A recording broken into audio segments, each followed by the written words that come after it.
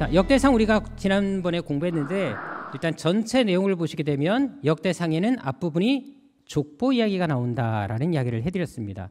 특별히 족보 이야기에서 눈에 띄는 한 사람이 등장을 했습니다. 4장 10절에 등장했는데요. 누구였습니까?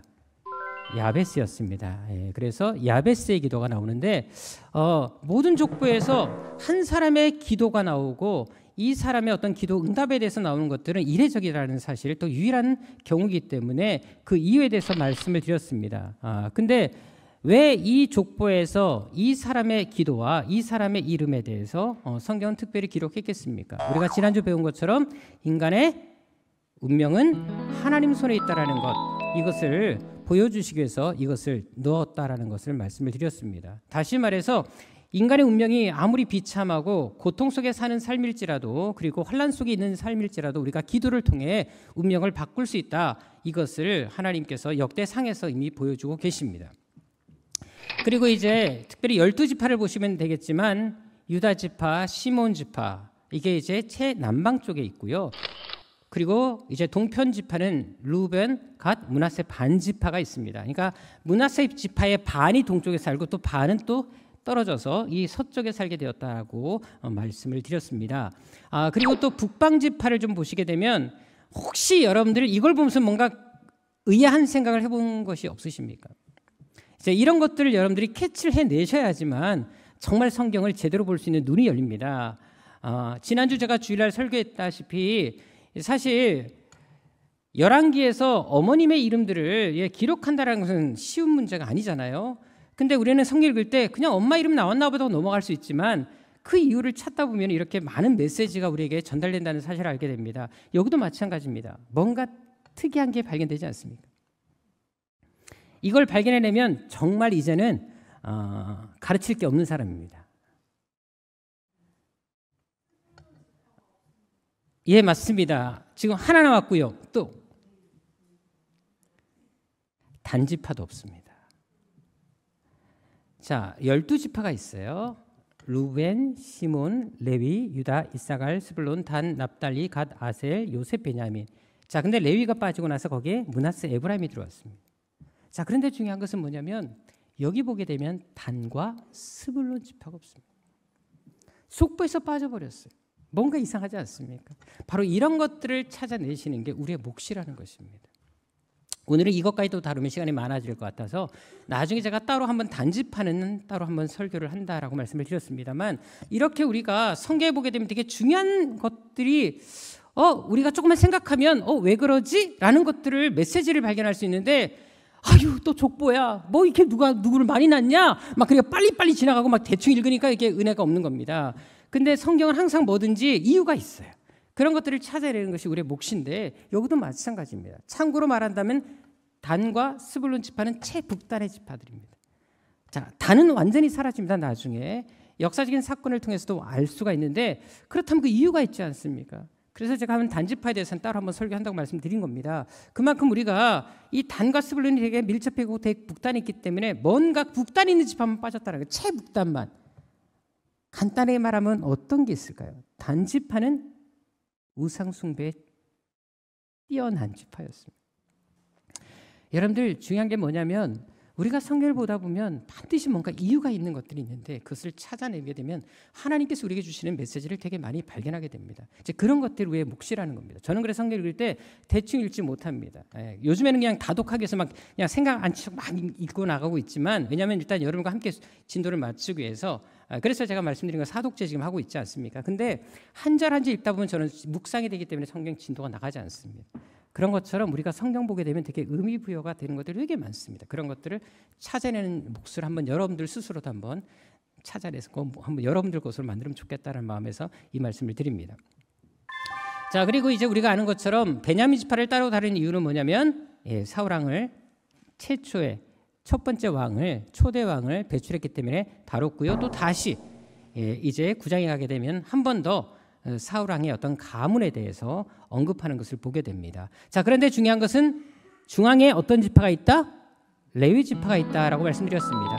이런 것들도 제가 말씀드리지만 여러분들 성경 읽을 때 그냥 보지 마시고 지파가 쭉 나오면 그냥 지파에서 한번 써보시면 돼요. 써보시면 이 지파의 위치를 알게 되거든요.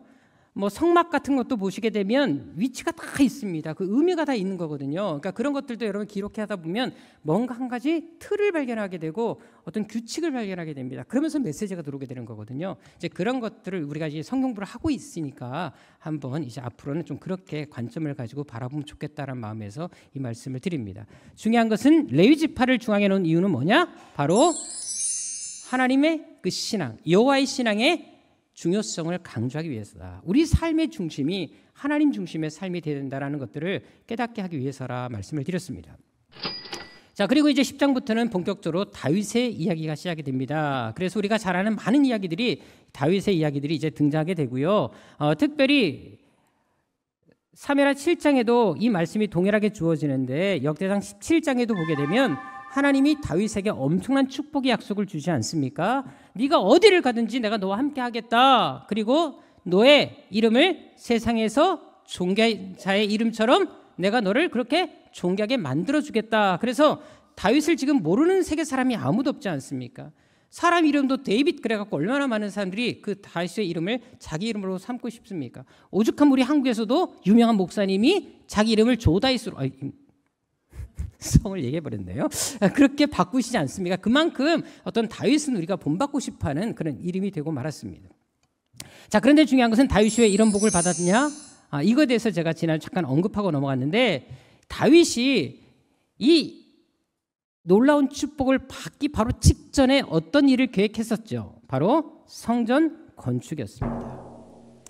자, 그런데 중요한 것은 뭐냐면 이 시점이 더 중요합니다. 이 성전 건축을 계획했던 그 시기, 다윗의 생애에서 초, 중, 말이 있다면 언제였다? 통치 말기였다라고 말씀드렸습니다. 자, 다시 말해서 이제 되게 삶이 평안해졌어요. 평안해지면 좀 쉬고 싶고 놀러 가고 싶지만 다윗은 오히려 그 평안할 때 자기 스스로 힘든 건축 사역을 생각해냈다라는 것입니다. 그러니까 그 마음이 하나님께서 기뻐하시는 겁니다. 비록 그의 이런 계획들을 하나님께서 거절하셨지만 그의 마음을 받으신 거예요. 그래서 하나님께서 그 마음을 받으시고 이 축복의 약속을 주십니다. 그러니까 그 축복의 말씀을 듣고 다윗은 또 감사하지 않습니까? 여러분 중요한 게 지금 뭐냐면 하나님께서도 다윗에게 더 필요한 것을 아시기 때문에 굳이 네가 고생하지 않아도 된다 하면서 다윗에게 대신 건축한 것만큼 이상의 복을 약속해 주지 않습니까? 하나님께서는 마찬가지입니다. 우리가 많은 일을 해야지만 기뻐하시는 게 아니라 그 일을 하지 못할지라도 그 마음을 품고 뭔가 하려고 노력하는 그 중심을 하나님이 기뻐하신다는 사실들을 이 사건을 통해서 우리는 잘 알 수가 있습니다. 자, 그래서 역대상 18장에 보게 되면 다윗이 어디를 가든지 하나님이 승리하게 하십니다. 근데 여기서 한 가지 주목할 게 있습니다. 자, 17장에서 다윗이 성전 건축 계획을 세웠는데 옆에 보게 되면 18장에서 다윗이 어디를 가도 승리한다는 이야기가 나옵니다. 그래서 18장 보면 정말로 전쟁할 때마다 다 대승을 거둡니다. 자, 그럼 보세요. 순서로 본다면 17장에 하나님의 축복을 받고 18장에 그런 결과물이 나오는 것이 정상이지 않습니까? 그런데 순서를 보게 되면 18장이 17장보다 앞에 있습니다. 왜냐하면 17장 1절부터 보시게 되면 알겠지만 또 사무엘하 7장을 1절부터 보시면 아시겠지만 다윗이 이제 안전하게 궁에 거할 때, 이제 평안한 게 거할 때, 그러니까 전쟁이 끝나버렸습니다. 근데 갑자기 그 다음 장 보게 되면 전쟁이 또 시작됩니다.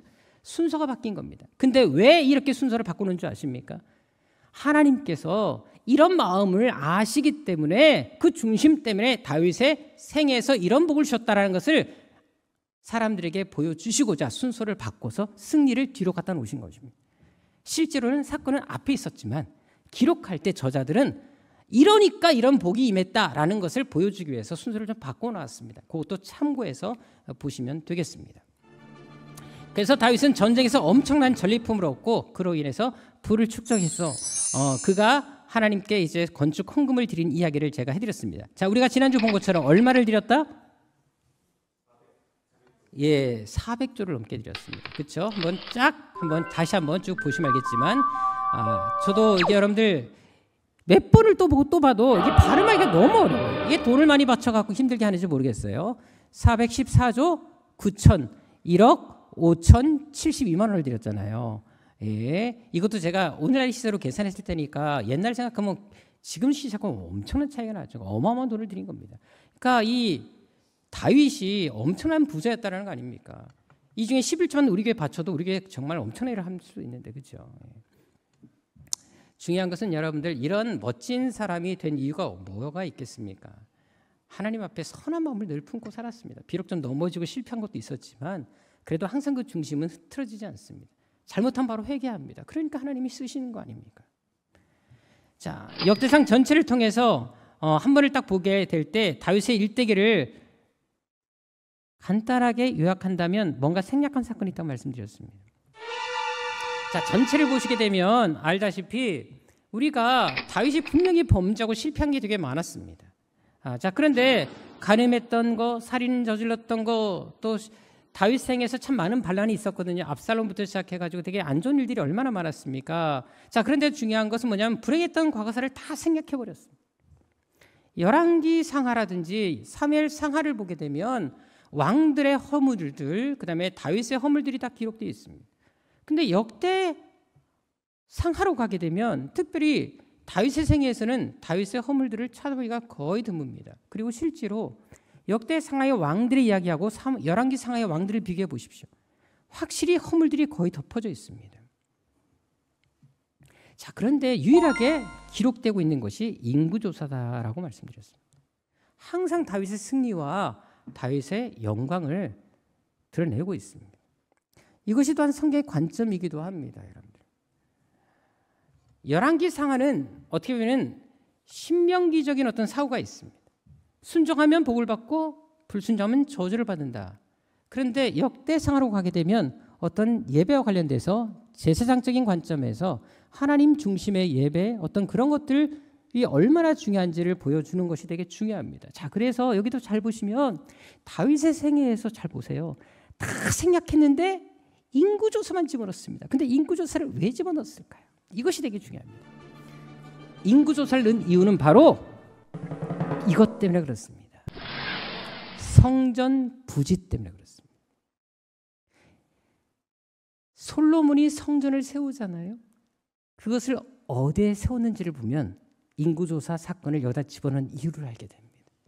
다시 말해서 다윗의 생애에서 모든 잘못을 다 쓰지 않고 다 덮어버렸는데도 불구하고 유일하게 인구조사만은 집어넣었어요. 근데 왜 집어넣냐? 성전, 하나님과 관련된 예배와 관련된 이것을 위해서 집어넣었다는 사실입니다. 만약 이것이 솔로몬이 이 사건과 성전 사건과 관련이 없었다면 이 사건도 드러나지 않았을 겁니다.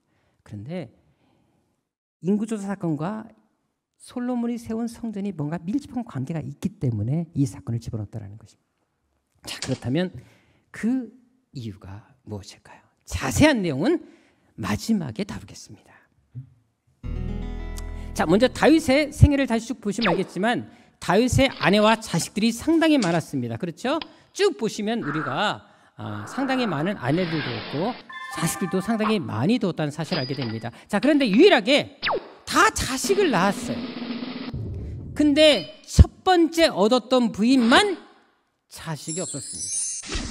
자, 그 부인이 미갈이었습니다. 자, 그런데 왜 자식을 낳지 못했습니까? 우리가 이것을 이미 알고 있습니다. 사무엘하 6장 16절에 보게 되면 알 수가 있는 것처럼, 자, 다윗이 법궤를 옮기는 와중에 너무나 기뻐서 감사해서 춤을 췄을 때, 미갈이 그것을 바라보고 한마디 하지 않습니까? 남편을 향해서, 기름 부은 하나님의 종을 향해서 비방을 합니다. 경멸을 합니다. 그래서 그 일로 인해서 불임이 찾아오게 됩니다. 여러분, 우리가 꼭 기억할 게 있습니다. 다윗에게 있어서 가문이 얼마나 중요합니까? 이스라엘 사회에서는 이 가문, 특히 자식이 얼마나 중요합니까? 그런데 자식을 낳치면 가장 큰 저주를 이해하거든요. 잘 보세요. 이 저주받는 이유가 딱 한 가지 있었습니다. 다른 사람을 비방하고 경멸한 데 있었다는 사실입니다. 그래서 여러분들 신앙인들이 가장 하지 말할 행동, 대표적인 것 중에 하나가 바로 이 비방입니다. 그래서 야고보서 4장 11절에 어떤 말씀을 합니까? 형제를 비방하는 자는, 그리고 형제를 판단하는 자는 율법을 비판하고 율법을 판단한다고 말씀합니다. 다시 말해서 나는 형제를 비방했는데 하나님 말씀을 비방하고 그걸로 성경은 정의를 내리고 있다는 것입니다. 참 무서운 말씀 아닙니까? 자, 그런데 중요한 것은 이 비방 그리고 남에게 어떤 그런 안 좋은 말들 누가 하는 겁니까? 누가 즐겨 사용하는 거죠? 예, 바로 마귀와 그 부하들이 즐겨 사용하는 겁니다. 그래서 요한계시록 13장 6절에 보게 되면 이 비방이라든지 다른 사람들을 모함하는 거, 안 좋은 말들을 내뱉는 거, 이것은 철저하게 마귀와 그 하수인들 그리고 그의 사자들이 하는 것들이라는 사실을 꼭 기억할 필요가 있습니다. 그래서 역대상 15장 29절에도 어떤 말씀을 하고 있습니까? 여러분들, 미갈의 사건이 다시 반복되고 있습니다. 굳이 이 사건을 기록하지 않아도 되잖아요. 근데 일부러 집어넣었어요. 그만큼 비방은 나쁘다, 이것을 알게 하시기 위해서 굳이 모든 허물을 덮고 안 쓰고 있는데도 불구하고 이 미갈의 사건을 집어넣습니다. 그만큼 이 비방만큼은 심각한 범죄 행위다라는 사실을 우리에게 말씀해 주고 있습니다. 자, 이제 역대상의 우리가 키워드를 지난주 잠깐 이제 볼 필요가 있는데요. 자, 우리가 역대상 지난주 이제 하다 말았기 때문에 역대상에 되게 중요한 키워드가 있습니다. 그게 뭔지 아십니까? 지금 누가 뭐라 그랬나요? 자, 동역의 중요성입니다. 자, 여러분들 이게 무슨 말씀이냐? 자, 우리 한번 다른 책과 비교해 보게 되면 다윗이 왕으로 즉위하자마자 즉위식에 이어서 바로 다윗의 용사들의 이름들이 소개되고 있습니다. 이 순서는 역대상만의 특징입니다.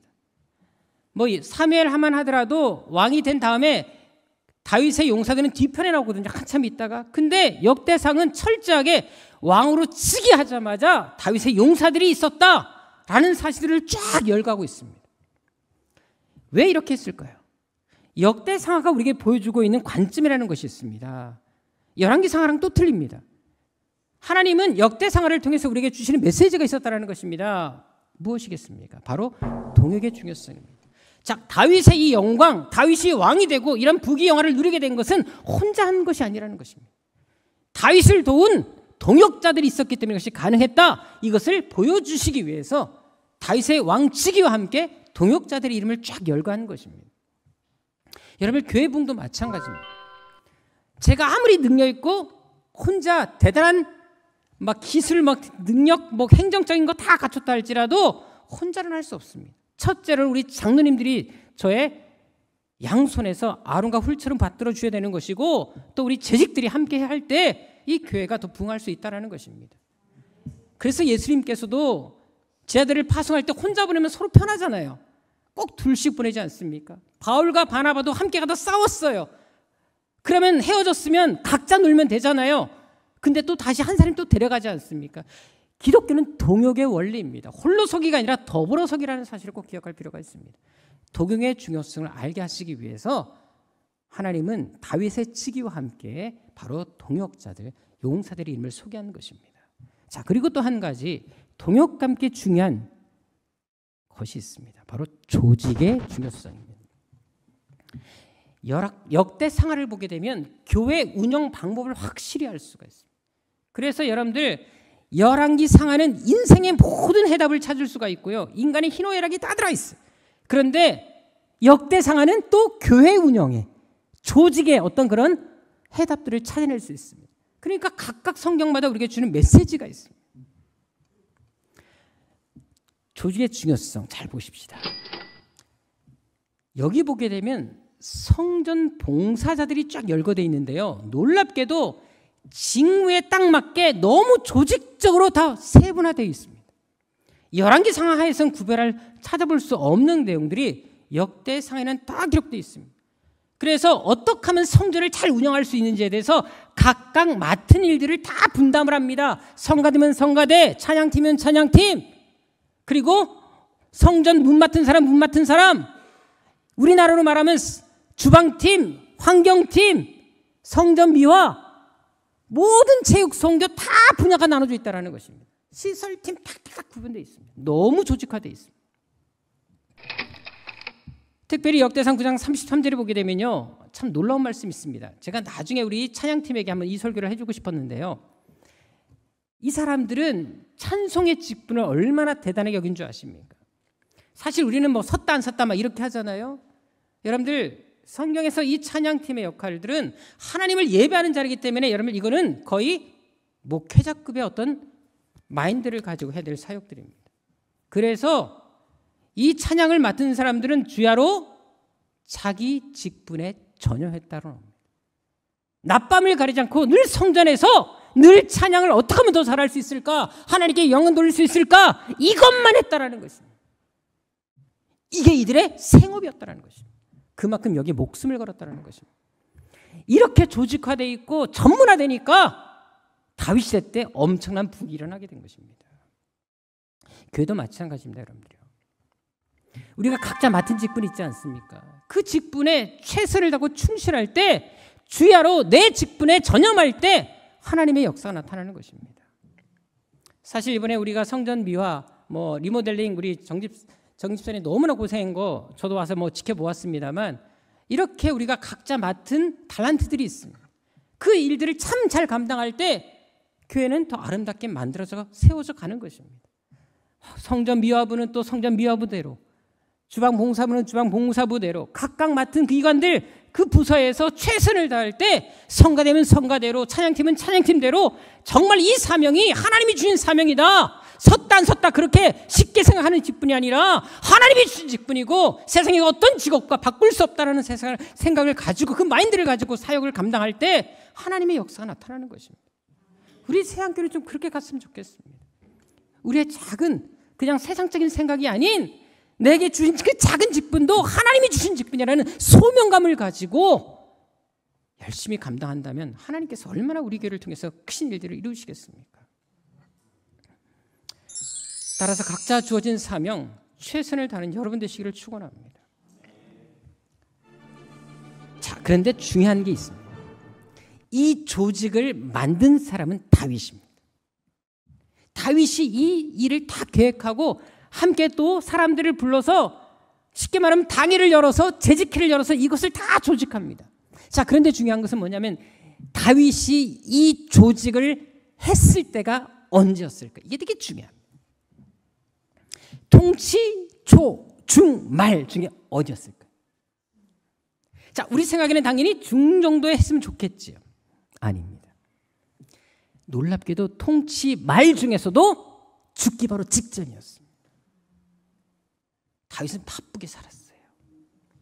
근데 바쁘게 살았으니까 남은 생이 좀 쉬면 되는데, 자, 쉬다가 생각한 게 하나님의 성전 건축입니다. 이 사람은 쉴 마음이 없는 사람이에요. 자, 근데 하나님이 노했으니까 좀 쉬어도 되잖아요.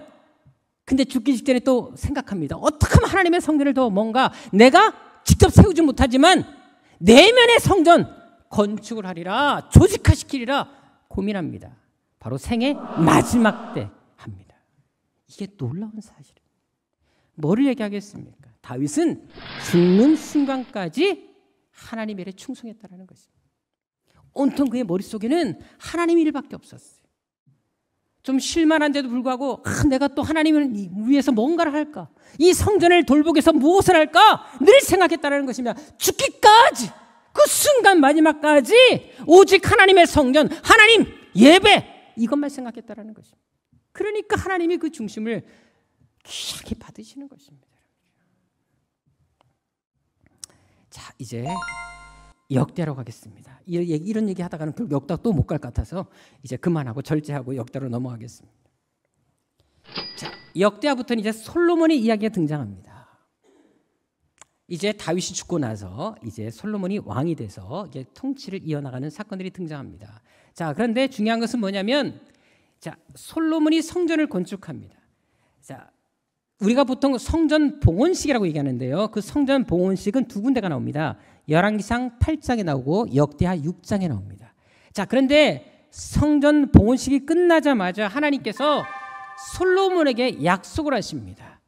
자, 열왕기상 8장 봉헌식을 하고 솔로몬이 기도를 드리고요. 역대하 6장에 솔로몬이 똑같이 이제 그 동일한 내용이 등장하게 되는데, 그 솔로몬의 봉헌식을 끝내고 났을 때 하나님이 응답하신 내용이 열왕기상 9장 그리고 역대하 7장에 나옵니다. 이때 어떤 약속을 하신 줄 아십니까? 이런 약속을 하십니다.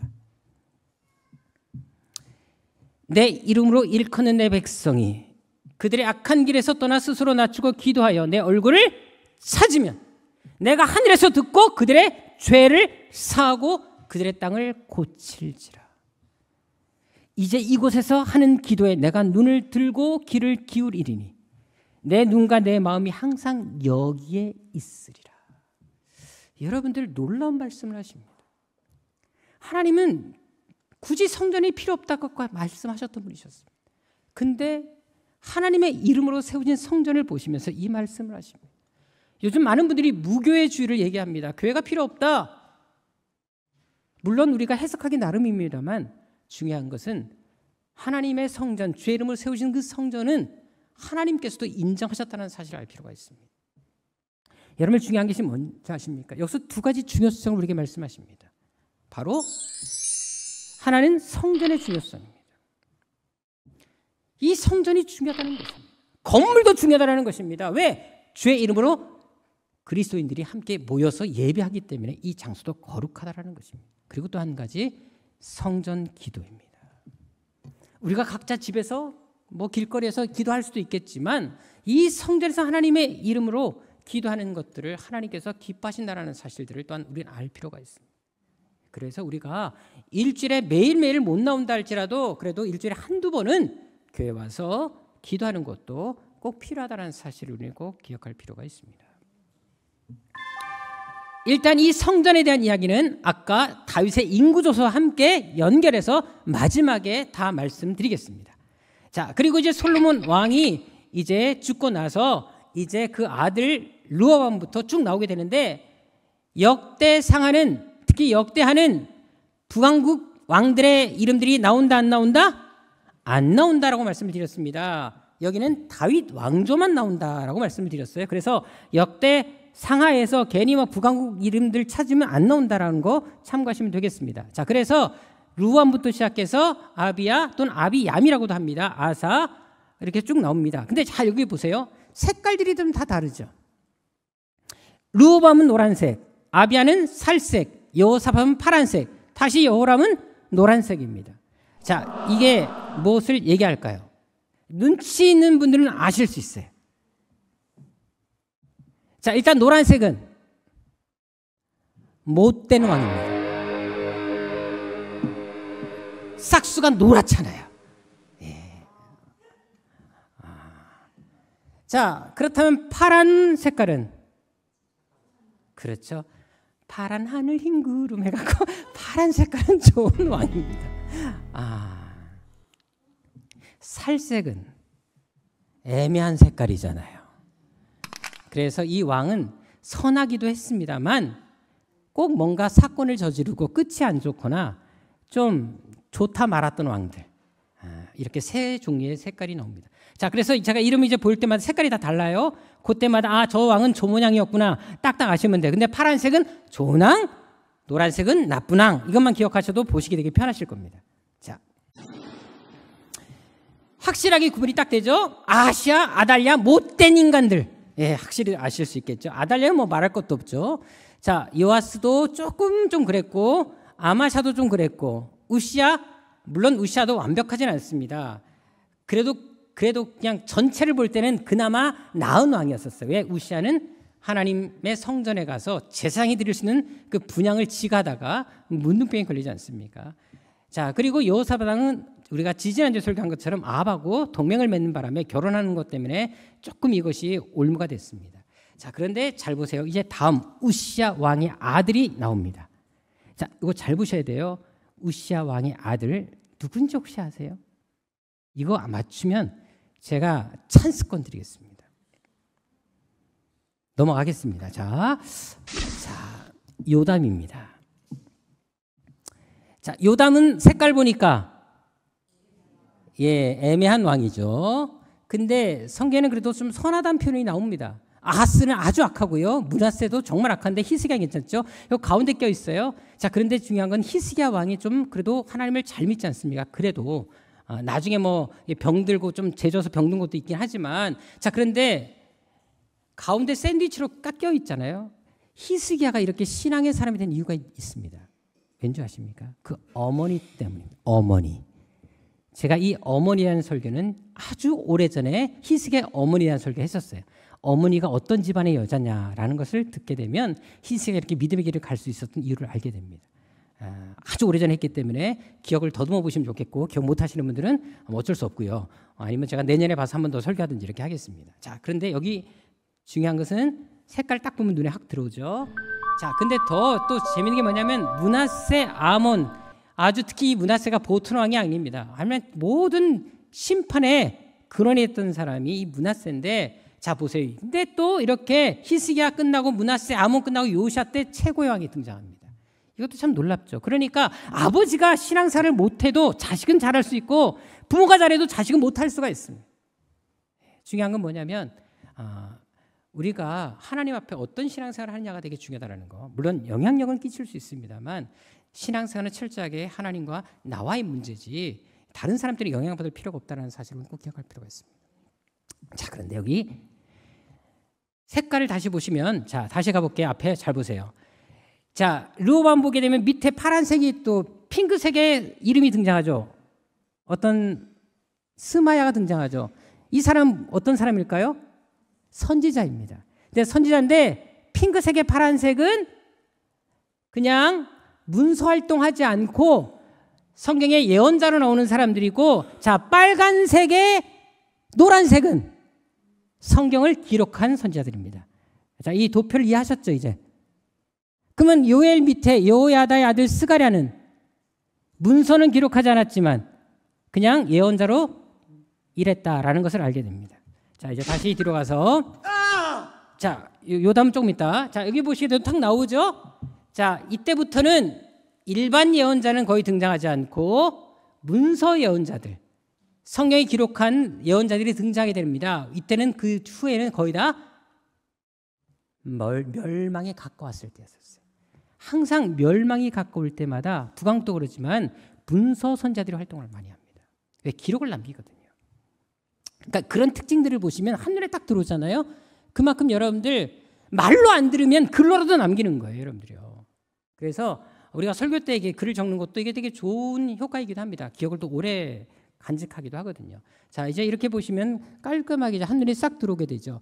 자, 그리고 위에 보시면 훌다가 있습니다. 요시야 때 여자 선지자 훌다가 있었고요. 유일한 여자죠, 선지자 중에. 그 다음에 우리아가 있었습니다. 요야김 때 이 우리아는 요야김에 의해서 죽임을 당합니다. 애국까지 피신했는데 끝까지 쫓아가서 요야김이 사람을 지켜서 우리아를 죽여버립니다. 자, 그런데 재밌는 게 뭔지 아세요? 우리아는 죽임을 당했고 예레미야는 똑같이 구덩이에 빠졌는데 예레미야는 또 살아나요. 둘 다 선지자인데 한 사람은 죽고 한 사람은 살아납니다. 참 이런 것들이 되게 아이러니하지 않습니까? 똑같이 선지자 활동했는데 누구는 죽고 누구는 사납니다. 사도행전 12장에 그런 사건 나오죠. 베드로하고 야고보가 똑같이 감옥 갇혔는데 야고보는 칼에 맞춰 죽고 베드로는 천사분에서 살려주십니다.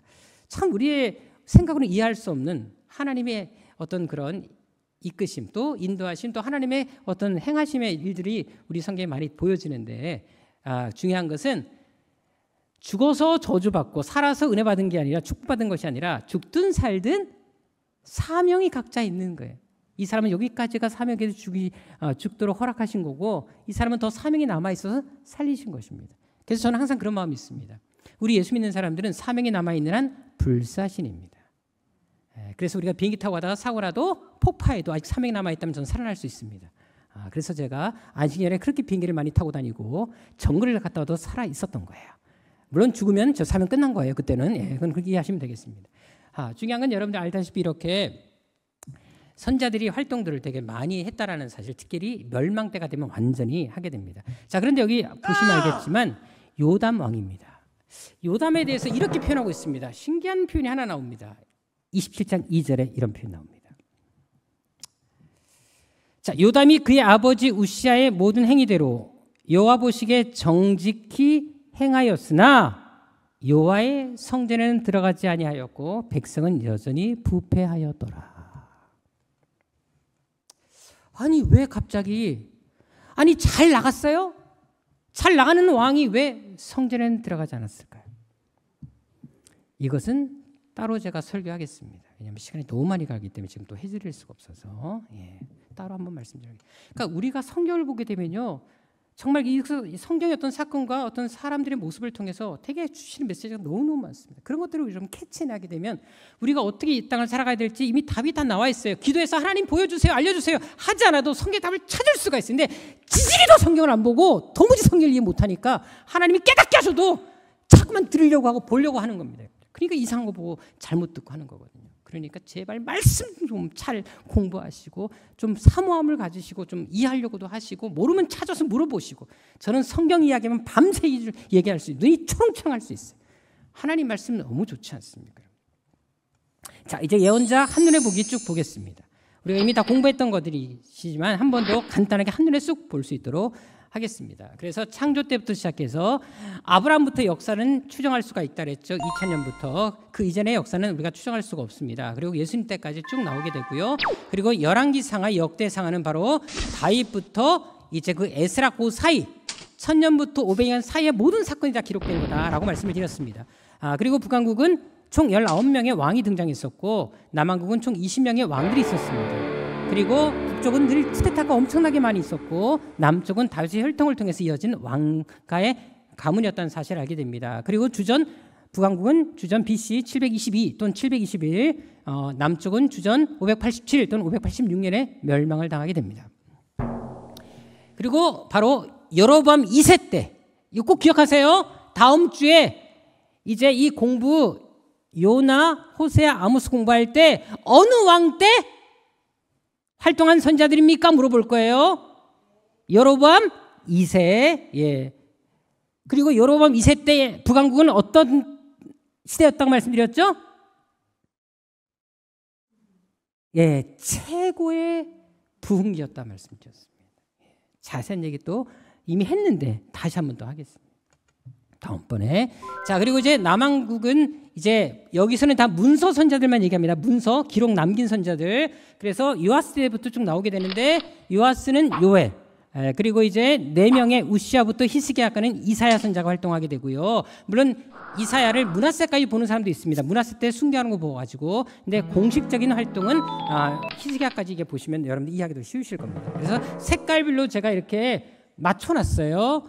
그래서 우리가 요담부터 히스기야는 미가 선자가 활동했었고요. 그 다음에 요시야 왕 때 이제 스바냐, 그리고 나훔, 이렇게 해서 여러분들 보시면 하박국은 초록 색깔 보시면 이제 두 왕 때 활동했었다라고 보시면 되겠고, 이 왕들이 어떻게 살았는지를 보게 되면 그 시대가 그 선자들의 기록에 나오게 되는 그 연결성이 있다는 사실을 여러분 아시게 됩니다. 그리고 오바다는 남왕국이 멸망 직후에 이제 쓰여진 책입니다. 에돔의 어떤 심판에 대한 이야기들이 쓰여지고 있고요. 에스겔과 다니엘은 이제 포로기 때 가서 이제 활동했던 선자들이고 그때 기록한 책들입니다. 그래서 그거는 이제 남왕국 선자가 다 끝낸 다음에 포로기부터 다룰 때 그때 다시 에스겔과 다니엘은 다루도록 하겠습니다. 자, 역대하의 중요한 키워드가 있습니다. 자, 하나님 중심의 삶입니다. 이미 역대기 자체가 이것을 강조하고 있다 말씀을 드렸잖아요. 자, 그 대표적인 것을 하나를 보면 알 수 있습니다. 자, 솔로몬의 생애를 보겠습니다. 물론 다윗 생애가 가장 길지만 다윗 생애를 제껴놓고 솔로몬은 1장부터 여러분들 총 9장이 기록되어 있습니다. 자, 그런데 놀라운 사실을 먼저 아십니까? 그 중에 7장이 다 성전 건축과 관련된 기록들이고요. 나머지도 성전 건축과 관련돼서 그 준비와 결과를 얘기하고 있습니다. 솔로몬이 통치를 40년 했는데 40년 동안 얼마나 많은 일들을 했습니까? 근데 그 많은 일들은 거의 다 생략해버립니다. 오직 성전과 관련된 것들만 대부분 다 기록하고 있습니다. 이게 바로 역대기의 관점인 거예요. 우리가 세상에서 막 백날 엄청난 일을 많이 해도 하나님 보실 때 의미가 없습니다. 하나님과 관련된 성전과 관련된 뭔가 믿음과 관련된 일을 할 때 하나님이 인정하시고 기록하겠다라는 의지를 보여주고 계십니다.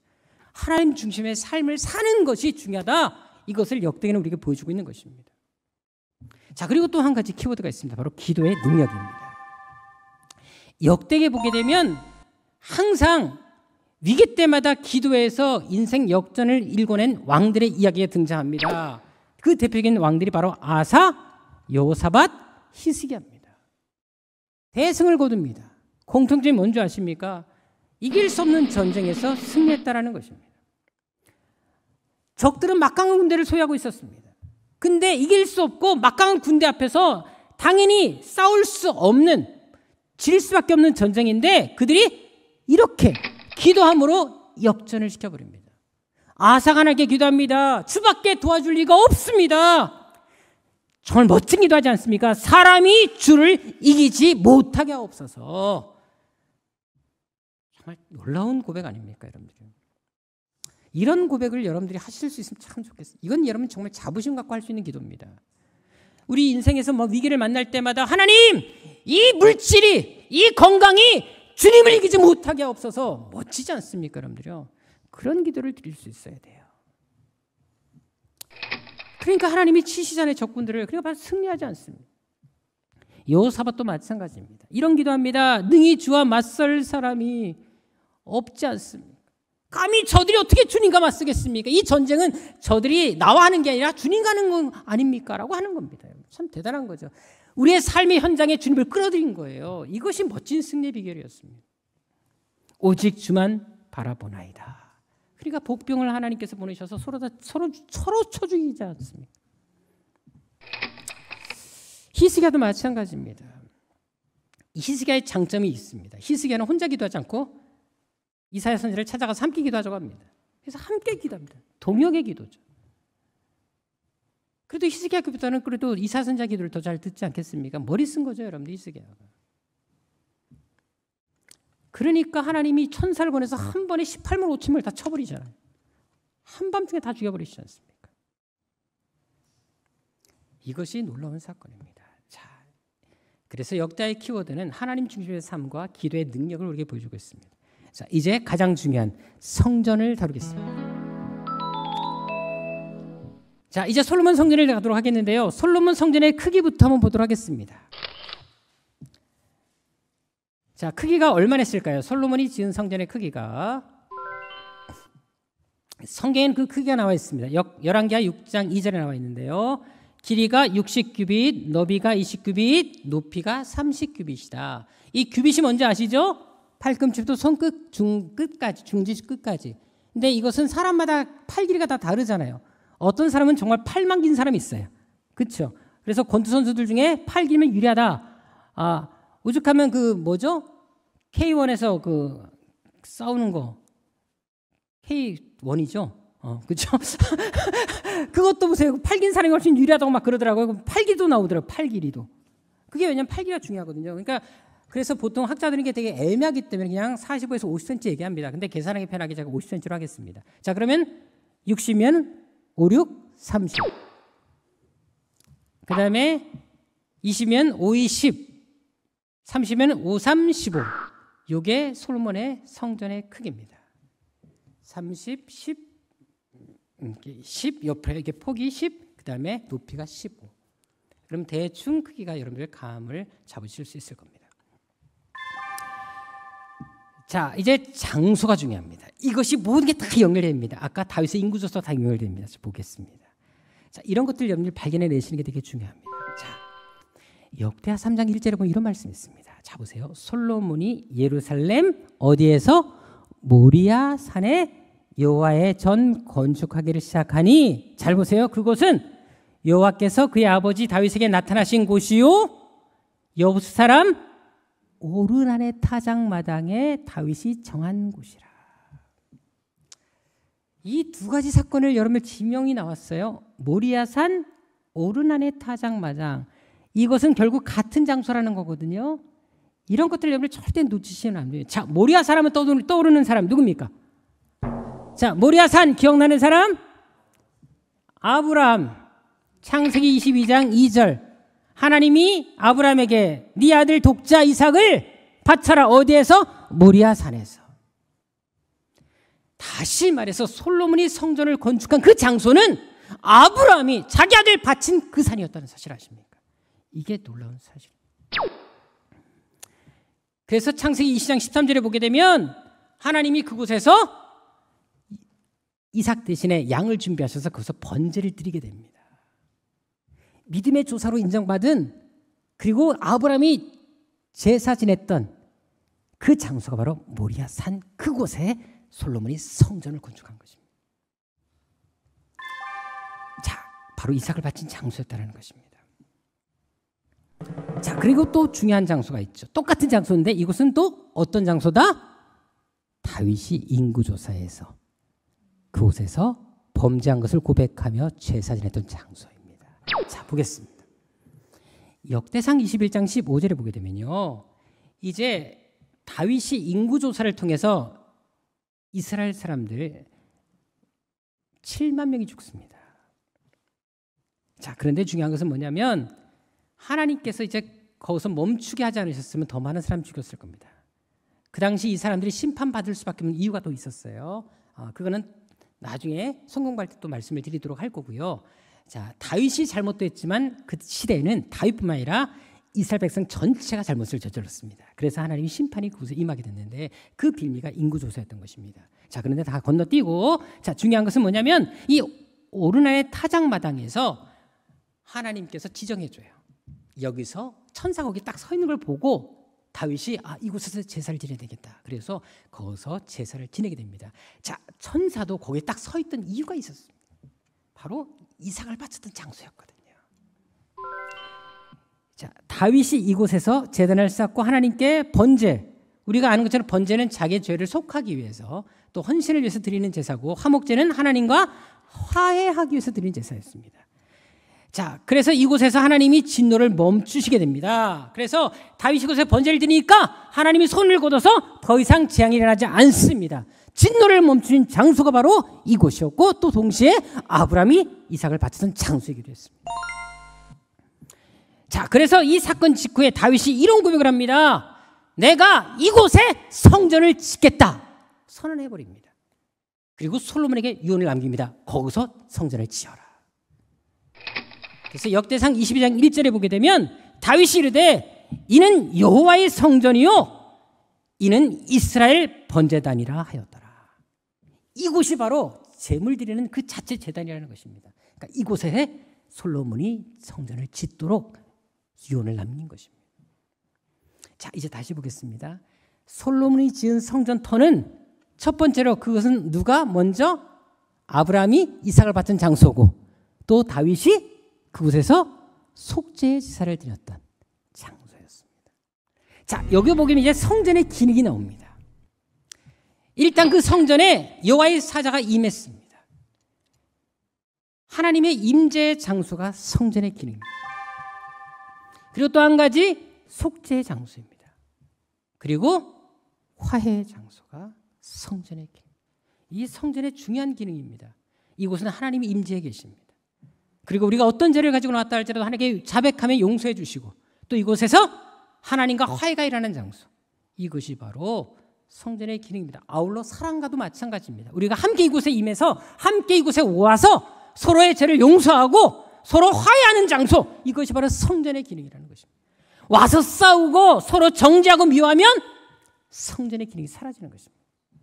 그래서 우리가 이 사건만 제대로 알아도 어떻게 성전을 우리가 이해하고 또 성전 안에서 우리가 해야 될 일이 뭔지를 알게 됩니다. 자, 그런데 중요한 것이 있습니다. 왜 그렇다면 예루살렘에 성전이 세워졌을까요? 가장 중요한 이유가 있습니다. 솔로몬이 세운, 예루살렘에 세운 그 성전터는 아브라함 이삭을 바쳤던 장소이자 다윗이 범죄했을 때 하나님께 화목제와 번제를 드렸던 장소이기도 했습니다. 그리고 그곳에 솔로몬이 성전을 세웠는데 중요한 것은 왜 그렇게 하게 하셨을까요? 바로 이곳에서 예수님이 죽으셨기 때문에. 여러분들 놀라운 사실 아닙니까? 이게 모두가 연결이 됩니다. 하나님께 헌신했던, 순종을 통해서 자신을 드렸던 아브라함의 제사가 지냈던 곳, 그리고 수많은 죄가 용서받았다는 곳, 그 예루살렘에 예수께서 죽으러 오십니다. 자, 누가복음 9장 30절 31절에 보십시오. 변화산에서 이제 모세와 엘리야가 등장하게 되죠. 그때 예수께서 예루살렘에서 뭐 하실 것을 말했다? 별세하실 것을 말했다. 그리고 누가복음 13장 33절에도 보게 되면 선지자는 예수님을 말씀하는 겁니다. 내가 오늘 반드시 내 갈 길이 있다. 왜? 예루살렘을 꼭 가야 된다. 왜? 그 외에서 죽으면 안 되기 때문에 예수님은 의도적으로 예루살렘에 죽으리라 결심하셨던 이유가 바로 여기 있습니다. 그래서 마태복음 16장 21절에 보게 되면 예루살렘에 올라가서 인자는 죽임을 당한다라고 말씀하신 겁니다. 자, 심지어 예수께서 예루살렘 성전을 무엇으로 비유하셨습니까? 자, 요한복음 2장 21절에 보게 되면 자신의 육체로 비유하십니다. 이 성전을 헐라 내가 사흘 만에 일으키리라. 십자가에 못 박혀 죽으시고 사흘 만에 부활하실 것을 상징적으로 설명하십니다. 따라서 구속사적인 예수님의 구원사적인 관점에서 이것을 바라본다면 이 예루살렘은 성전이 세운 이 장소는 어떤 장소입니까?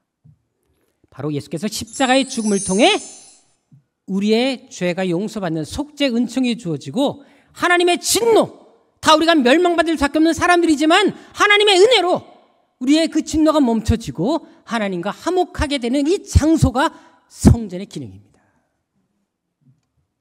여러분 구약에서부터 신약에 이르기까지 이 성전의 기능은 일맥상통하다는 사실을 알게 됩니다.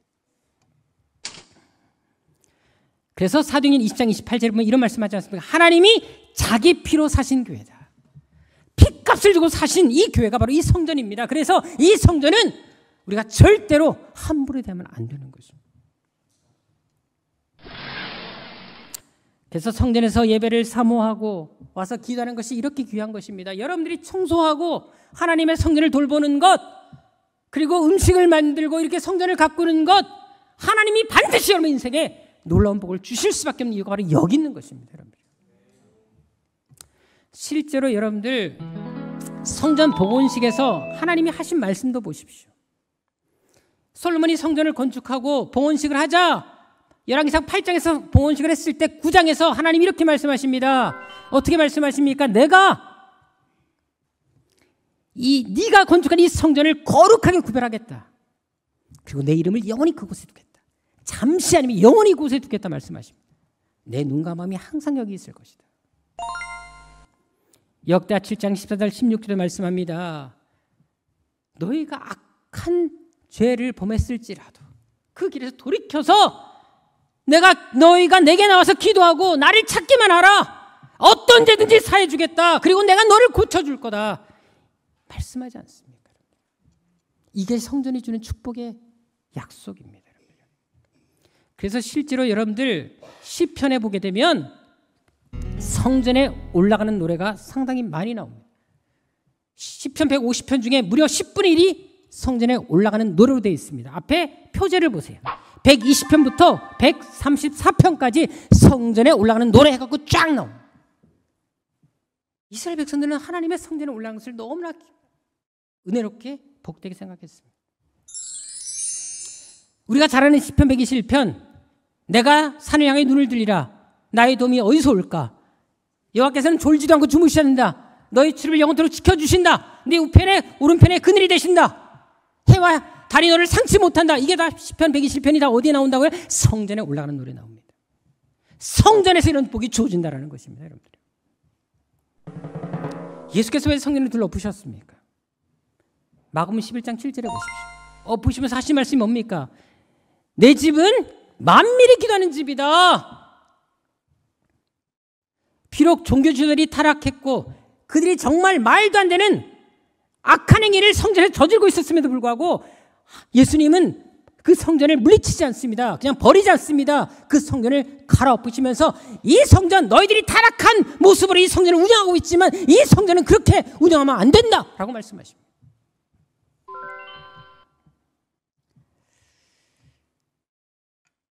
죄전을 삼하는 열심히 이 일을 하게 하십니다. 예수님은 가장 타락한 종교 지도자들이 가득한 성전임에도 불구하고 그 성전 자체를 타락했다 말씀하지 않습니다.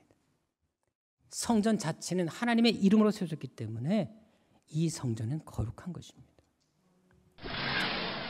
따라서 예수님처럼 이 성전을 사모하시고 어떤 상에서 기도하는 여러분 되시기를 정말 축원합니다. 기도하겠습니다. 아버지 하나님, 우리 사랑하는 새한교회 성도들, 오늘 참 중요한 얘기를 많이 들었습니다. 하나님의 성전이 우리에게 주는 유익과 이곳에 숨겨진 또 이곳에서 말씀하신 약속이 얼마나 많다라는 사실들을 오늘 배웠습니다. 아버지 하나님, 성전에서 사모하는 저희들이 되게 하여 주시고, 아버지 영상 예배도 중요하지만 무엇보다 성전 예배를 사모하는 저희들이 되게 하여 주옵시며, 아버지 하나님, 날마다 이 성전에서 기도하면서 또 이 성전에 머물면서 또 하나님이 주시는 은혜와 역사와 기적을 경험하는 우리 새함교회 성도들 다 되게 하여 주옵소서. 아버지 하나님, 또 우리가 공동체를 하나님이 허락하신 뜻이 있음을 믿습니다.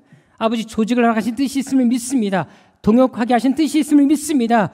목사 혼자만의 교회가 아니라 이 교회는 우리가 함께 이뤄가야 될 하나님의 몸된 성전임을 기억하며 맡긴 그 사명에 충성하며 사명 잘 감당함으로 하나님께서 우리 교회를 향한 놀라운 비전들을 함께 이뤄가는 멋진 교회, 멋진 성도 되게 하여 주옵소서. 존귀하신 예수님의 이름으로 기도드립니다. 아멘.